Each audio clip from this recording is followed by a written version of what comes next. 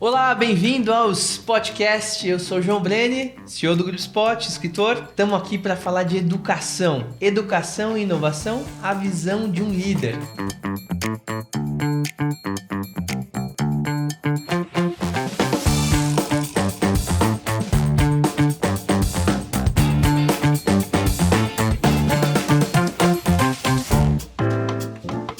Estamos com o Bruno Gagliardi hoje, CEO do Centro Britânico, CRO do Grupo Rap, é empreendedor junto na franquia Brasil-Canadá e também coordenador da área de educação da ABF. Que currículo, Brunão! Bem-vindo! Quem vê, pensa, né, Johnny? É um prazer estar aqui. Obrigado aí pelo convite. Imagina. Adoro falar de educação, sou fã do Johnny. Já empreendemos juntos, né? Já. Criamos uma Stereo Land, cara. Stereo Land, entramos aí no mundo de Johnny, de alguma forma. Isso aí. E tô aqui pra gente bater esse papo aí. Legal. Não, e você viu que o cenário hoje a gente fez... É de hoje? Sério, Achei que já era um cenário fixo. Não, cada dia a gente muda e coloca uma coisa. Legal. E hoje a gente colocou a Stereo Land, pô, em homenagem a você. Você sabe que eu e o Bruno, a gente começou a trabalhar junto, a gente se conheceu estudando francês. E a gente, eu sempre tive essa vontade de empreender na área da educação. Tenho a Spot há 13 anos, trabalhando com tecnologia multimídia, educação, entretenimento. E o Bruno na área de educação há muitos anos. E a gente falou, cara, vamos unir o entretenimento com a educação, o conhecido edutainment, e criamos a Asterion. Então, primeira coisa que é importante estar em público é muito obrigado, porque você tirou um sonho que estava na gaveta e me ajudou a colocar isso no mundo. Você tem um papel fundamental aqui e acho que uma gratidão muito grande que eu tenho. Imagina, isso, Johnny. Pra mim foi um prazer. Como o Johnny falou, ele se conheceu fazendo francês. Eu indo lá pra saber o que o meu concorrente tava fazendo, né? Undercover. E conheci o Johnny, tinha amigos em comum, né? Eu lembro que quando a gente começou a conversar sobre essa possibilidade de empreender, esses amigos foram fundamentais. A gente fala, vai junto que o cara é fora da curva, e aprendi demais com o Johnny. Ainda me sinto parte da Stereo Land, um pouquinho mais distante por conta desse monte de coisa aí, mas tenho certeza que em breve estaremos juntos de novo. Bora, vamos lá. E Brunão, você que tá no mundo da educação, você que vive educação todos os dias, como que você tá percebendo a evolução dos contextos educacionais? Se você quiser falar um pouco mais do contexto educacional da franquia, que hoje você coordena as frentes educacionais na ABF, né? Como você está vendo essa evolução Brasil? Tem evoluído esse modelo de franquia tradicional de inglês? Como que tá? Então, a gente está passando, acho que, assim como educação, outros segmentos, a gente está passando por uma transformação de negócio, de modelo, né? Eu venho muito forte do universo de escola de idioma, e durante muitos anos a escola de idioma foi um super big hit em franquia, né? Eu acho que hoje em dia a gente tem olhado muito mais para a transformação disso do que para a expansão propriamente dita. E os movimentos que eu percebo principalmente, e foi um dos movimentos que eu fiz, né, no ano passado, quando a gente se juntou ao Grupo Rap, foi de pensar a educação de uma maneira mais holística e mais ampla. Porque quando eu entrei no Centro Britânico há 15 anos atrás, o inglês ele era determinante para a empregabilidade, para uma série de coisas das pessoas. E hoje já não é só mais o inglês, né? Então, entender que esse portfólio ele é muito mais amplo e ele é uma coisa viva, né? Eu costumo falar lá na Rap, não tem uma linha de chegada quando a gente pensa em habilidades. Então, eu acho que a tese da educação, que é a tese que eu abracei já há algum tempo, é que a gente não sabe o que vai ser do futuro.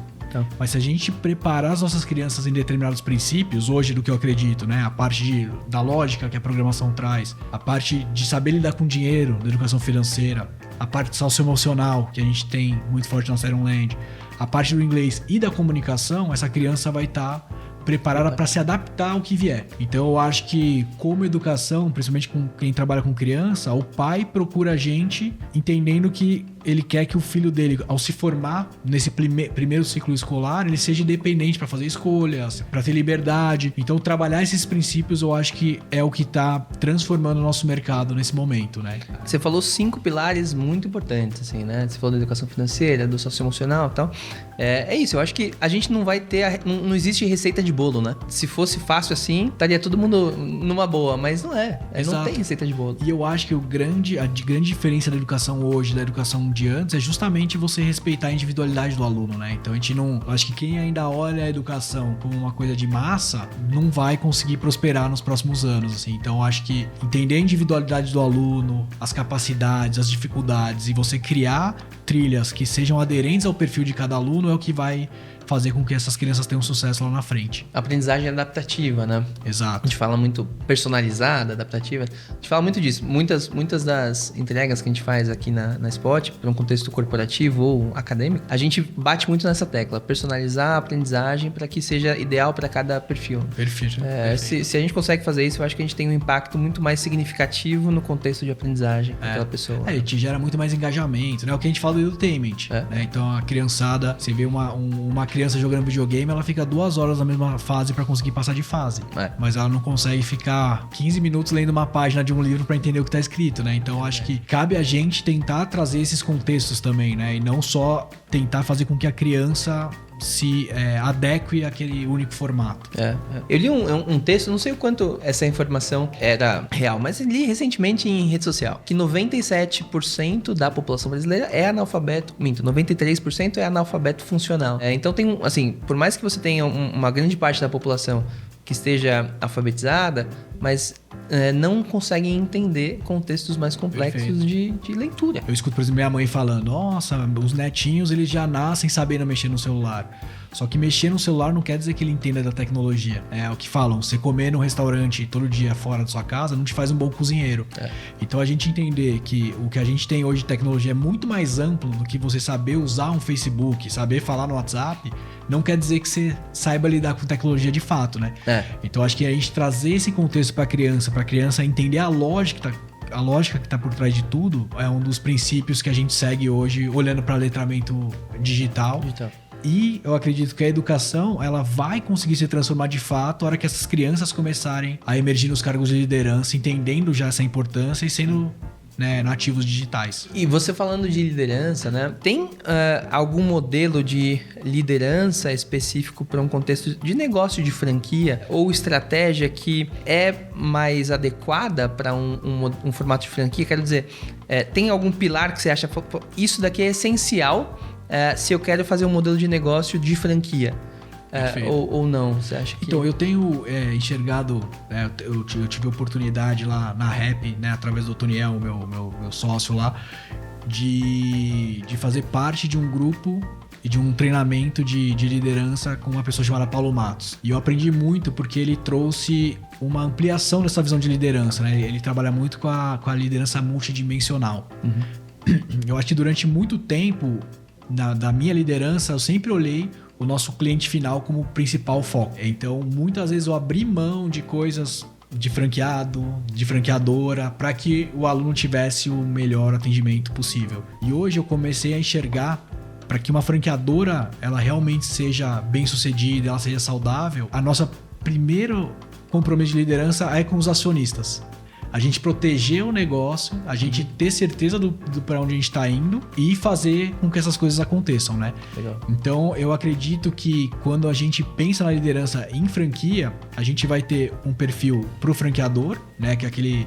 Que qual que é o papel do franqueador? É apontar o caminho, é desenvolver as possibilidades para o franqueado conseguir acessar aquele plano que a gente cria. E do franqueado na ponta, né, das unidades no dia a dia, é o cara saber operar muito bem. Franquia, padronização de processo, né? É isso. A gente tem falado com os 2 clientes nossos aqui na Spot e ele falou que o maior desafio dele de crescimento é padronização de processo. Então a gente tem desenvolvido para ele uma solução para criar uma universidade corporativa dentro da empresa dele que tenha padronização de todos os processos mapeados na empresa. Perfeito. Porque você precisa, né? Quando você aponta um norte, as pessoas têm que saber o que elas precisam fazer. E uma das coisas que eu aprendi muito nesse processo agora, nesses treinamentos, e que me provocou demais, que é assim, o líder ele só é necessário se o papel dele ali faz com que o ponteiro se mexa com aquele time, né? Então, a orquestra precisa do maestro, o maestro que precisa da orquestra. Como é que isso funciona? Então, eu acho que como liderança, a gente precisa sempre se provocar. O papel que eu tô exercendo, ele faz sentido? Ou se eu nem estivesse aqui, as coisas iam estar da mesma forma, sabe? Então, foi uma provocação que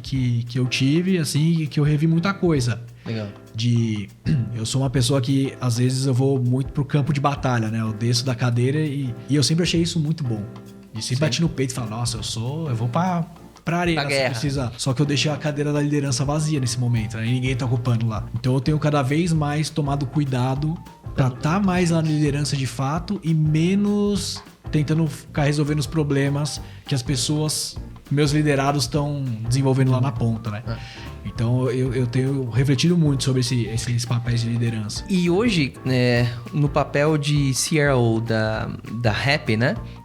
Você... Aliás, se você puder primeiro falar o que é um CRO, né? Um Chief Revenue Officer, se não me engano. E qual que é esse papel no contexto rotineiro de uma franqueadora, né? Então, hoje eu sou responsável por toda a parte de expansão, novos negócios. Então, toda a parte de revenue, ela vem da minha área. Então, eu acho que o principal papel que a gente tem, e quando a gente olha pra franquia, eu acho que ele fica ainda mais forte, é a gente saber quem que a gente quer ter com a gente, né? Então, eu vejo muita franqueadora que vende muita unidade e depois fecha muita unidade. Porque existem os hypes, né? Se a gente pegar aí num passado, iogurteria, paleteria. Temaqueria, quantas coisas surgiram e de repente fecharam, né? Por falta de dimensionamento do mercado e por falta do cuidado na escolha de quem vai estar com a gente, né? Então, eu montando uma unidade, por exemplo, da Happy, do Centro Britânico, do Brasil Canadá aqui no bairro, eu preciso confiar plenamente que a pessoa que vai estar... perpetuar aquilo. E que ela vai estar representando nossos valores e vai estar entregando o serviço como a gente entrega nas nossas unidades próprias, né? Durante muito tempo, a gente aceitou uma postura mais passiva na expansão de franquias. Então, a gente fazia lá Google Ads, enfim, peneirava ali, via o que saía, tentava escolher minimamente, né, os melhores perfis. Hoje, na Happy, a gente tem um processo totalmente diferente. E no Brasil Canadá também, a gente é muito mais propositivo. Então, eu sei a região que eu quero estar e com quem que eu quero estar. E eu vou atrás dessas pessoas, né? Então a gente tem um dimensionamento do mercado de quantos 1000 alunos eu preciso ali de crianças com aquelas idades, naquelas faixas de renda que eu preciso para ter uma unidade bem sucedida. Então muitas vezes as pessoas procuram a gente para montar em alguma região que não faz sentido, a gente não monta. Não adianta você criar um lugar novo. Aquele cara que é franqueado tem que ter sucesso. Exato. É o sucesso do teu franqueado que é o teu objetivo. Eu não sei quem que não lembro agora, mas fala que o ar que a franqueadora respira entra pela narina do franqueado. E é isso. Se eu sufocar a ponta, acaba a franqueadora. Acaba. Então ter essa escolha de quem vai representar a gente, essa confiança e dele na gente também é fundamental. Então são processos que eu preferi quando eu assumi essa cadeira, de ser uma coisa mais dirigida. Isso traz um custo maior, né?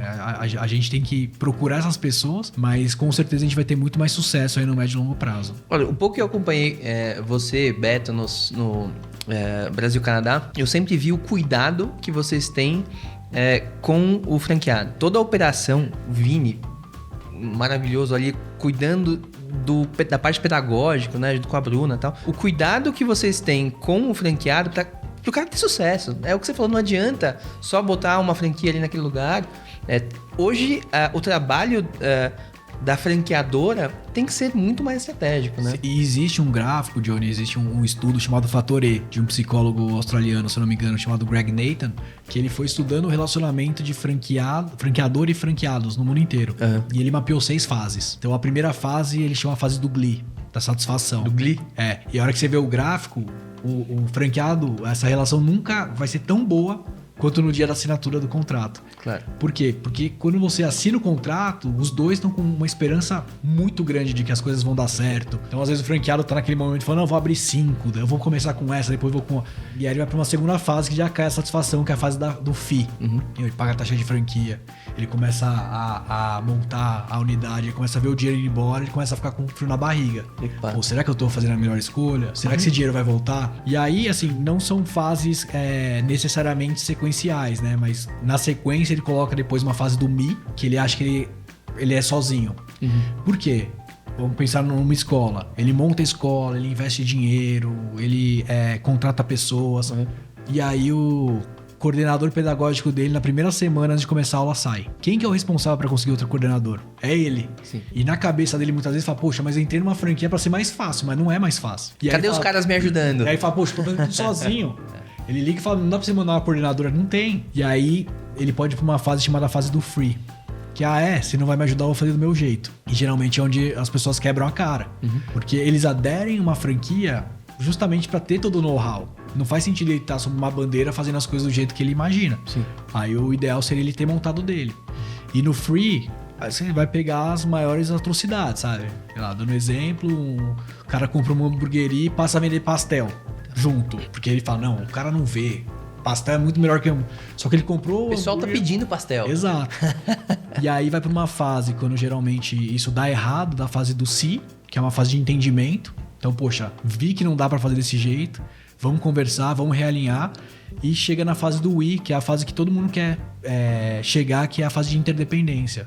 A franqueadora tem o papel dela, o franqueado tem o papel dele. E juntos a gente consegue ter sucesso. Então tem alguns franqueados que já começam nessa fase do we, tem alguns que passam por esse processo, tem alguns que chegam na fase do free e voltam pro me. Então, é importante pro franqueador entender a fase. Assim como a gente tá falando dos alunos, né? Cada aluno é único. Cada franqueado é único.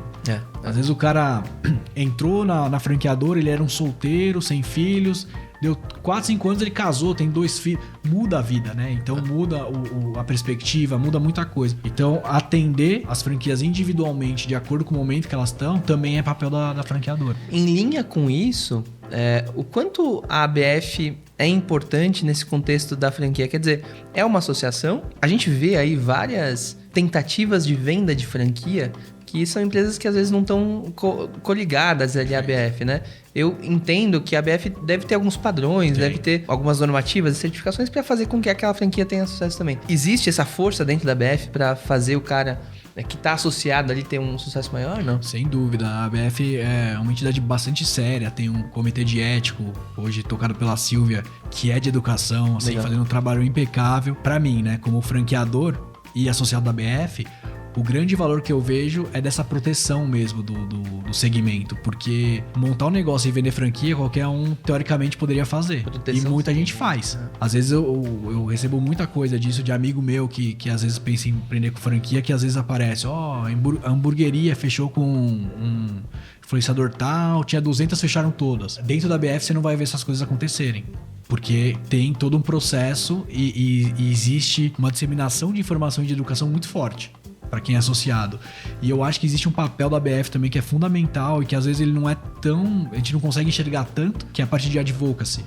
Então agora que teve reforma tributária, cara, os caras estão trabalhando incessantemente para proteger o nosso segmento, né? Porque serviço vai ter um aumento na carga tributária absurda, que vai viabilizar muito a franqueadora e franqueados. Então existe um trabalho político, um trabalho de articulação que às vezes é invisível, né, para quem tá no dia a dia ali com a associação, mas que permite com que a gente continue sendo muito promissor como segmento. As franquias, né, elas têm um papel, né, um impacto importantíssimo no PIB brasileiro, né? Total. Assim. O ano passado foram mais de 200 bi, quando a gente olha só pra franquia. Quando você olha para primeiro emprego da população, se não me engano, 12% das pessoas que hoje estão empregadas nas franquias são primeiro emprego, jovens aprendizes. Então, as franquias elas têm um papel fundamental e tem muito espaço ainda para crescer no Brasil. Né? Quando a gente compara com os Estados Unidos, que é um mercado mais maduro, as franqueadoras têm 2.000, 3.000, 4.000, 5.000 unidades. Né? No Brasil, as grandes franqueadoras têm 1.000.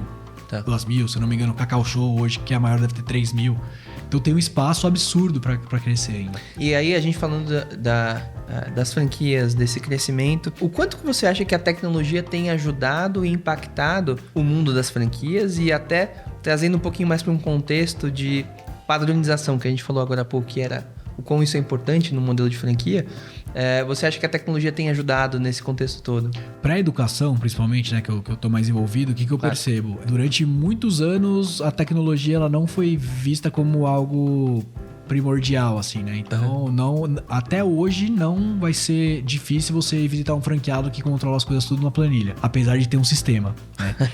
Então, eu acho que a gente já passou por... Eu acho que a gente tá no terceiro momento, né? Então, no primeiro momento, cada um controlava da forma que encontrava de controlar. No segundo momento, começaram a se adotar muitos sistemas de terceiros. Então, geralmente era um sistema que tinha nascido numa franqueadora ou numa escola e o cara começava a vender isso pro mercado porque o mercado era muito carente. E hoje, eu acho que é um terceiro momento das franqueadoras investirem muito pesado em tecnologia. Por exemplo, uma das coisas que me fez querer vender o Centro Britânico para Rap foi eles terem um sistema próprio. Então, RP, CRM, LMS.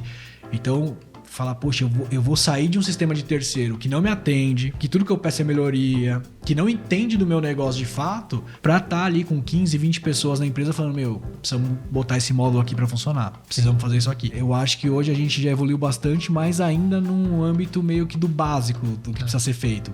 A pandemia acelerou um pouco isso, né? Acelerou bastante.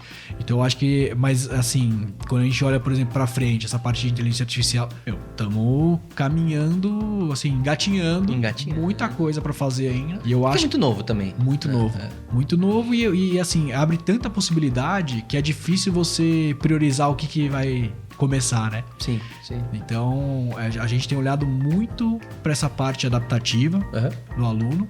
E muito também para essa parte de melhoria do material, né? Então, assim como o iFood, cada pedido você pode botar 5 estrelas, cada professor que dá uma aula, ele pode botar 5 estrelas, o que ele achou do livro, o que ele achou da dinâmica, e a gente melhorando esse processo, né? Aula a aula. Você falando da IA, meu filho tem 3 anos, né, o Dom. No Natal, o Dom, em casa, eu falo inglês com ele o tempo todo, a Carol, minha esposa, fala em português. E a gente tava viajando, fomos pra Gramado no final do ano, e lá tem um monte, é a cidade do Natal no Brasil. E tem um monte de Papai Noel na rua, ele queria ver todos os Papai Noéis.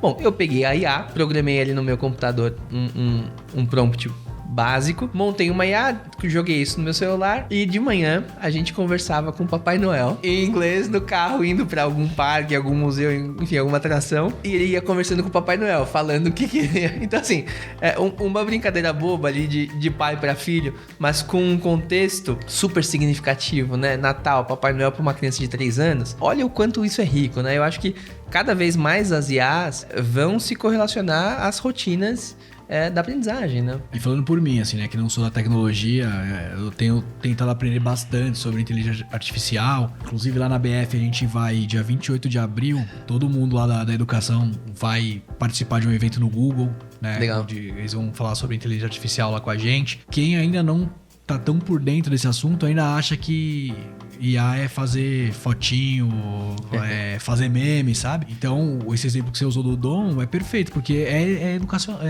né? Ele tá praticando inglês com prazer, porque tá sendo significativo pra ele. É isso, que é o que a gente fala do edutainment, sabe? Exato. Então, se você quisesse botar ele pra conversar com uma pessoa, talvez ele não ia se interessar, fazer um Duolingo, mas foi uma coisa significativa. Então, eu acho que esse que é o grande... Olhando pra futuro, é edutainment, né? Eu acho que ninguém ainda achou essa veia mesmo. Mas a hora que isso começar a ser encontrado, eu acho que as pessoas vão ressignificar a educação. Isso aí. Como uma coisa pra vida toda e não um momento chato que você tem que se esforçar horrores pra alguma coisa, sabe? Sem dúvida. Até pra gente finalizar, olhando pra essa visão de futuro, como que você acha que são as expectativas aí no ensino de idioma, especificamente no Brasil, e o que tem de inovação acontecendo ou de impacto social também acontecendo no segmento de educação voltado mais para idioma? Então, a gente tem alguns estudos lá que a gente fez na própria BF para entender e dimensionar, né, esse mercado. Uma das coisas que a gente percebe é que idioma, ainda no Brasil, ele é visto como algo mais relevante para a empregabilidade do que qualquer outra coisa. Tá. Né? Por que eu te falo isso? A grande fatia, quando a gente olha lá para por volta de 30 milhões de pessoas que ou fazem inglês ou têm interesse de fazer no próximo ano, esse número, ele tá muito concentrado até os 34 anos de idade. Passou de 34 anos de idade, você não tem quase mercado. Porque a pessoa entende que não vai mais fazer tanta diferença na vida dela. Só que hoje, com as pessoas vivendo muito mais do que antes, né? Então, antes as pessoas viviam até os 70, agora vivem até os 100. Então, com 60, 70 anos estão super ativos para viajar, para conhecer, para desbravar. Eu acredito que isso vai começar a mudar, mas a gente precisa ter as metodologias mais aderentes a essas pessoas, sabe? Não adianta você querer trazer essas pessoas para uma escola, sentar, botar um livro. O que eu vejo muito de tendência de futuro é essa gamificação, não só olhando para criança e adolescente, que geralmente as pessoas pensam em gamificação, pensam em game, pensam em videogame... Não, mas de ser realmente um processo de lifelong learning para acompanhar a pessoa nos mais diversos momentos da vida dela. Tenho algumas pessoas que me procuram, e é engraçado, eles não procuram o Centro Britânico diretamente, eles vêm falar comigo para eu falar com o Centro Britânico. Então eu tenho o exemplo de um grande amigo meu que recebeu uma personalidade gigante dos Estados Unidos para um fundo que ele trabalha. Ele falou, eu falo inglês, mas eu tô inseguro, eu quero fazer algumas aulas para melhorar. Então, ele fez isso no ano passado. Nesse ano, talvez ele procure a gente porque ele vai dar uma palestra fora. Então, esse processo de lifelong learning mesmo, sabe? Então, eu acredito que a hora que a gente conseguir destravando isso, a gente vai entender que o inglês ele não é para uma etapa da vida, né? Uma das coisas que eu acho mais horrível de escutar é quando fala, você já terminou os estudos. Como se fosse, é faculdade, acabou. E não é. Então, a hora que a gente começar a ter essa mentalidade... Ou pior, ensino médio acabou. Exato. Então, a hora que a gente começar a entender essa mentalidade de que a gente vai aprender a vida inteira e a gente precisa disso, e isso precisa estar nas nossas resoluções de ano novo, né? Eu acredito que a gente vai mudar a educação como um todo no Brasil. Sabe? Parar de achar que educação é escolarização e ver isso de uma maneira mais ampla. Então, como a gente já estava falando, né? Você falou que sua mãe tá fazendo Supera. Eu acho que são empresas assim que vão mostrando e transcendendo, sabe? Essa barreira do, já tô velho pra aprender. E a gente vê 34 anos, é a barreira do inglês. Foi a nossa, quando a gente concebeu a Stellium Land, né? Eu lembro, eu, você, Beto e Rogério, a gente quis trazer exatamente esse slogan, né?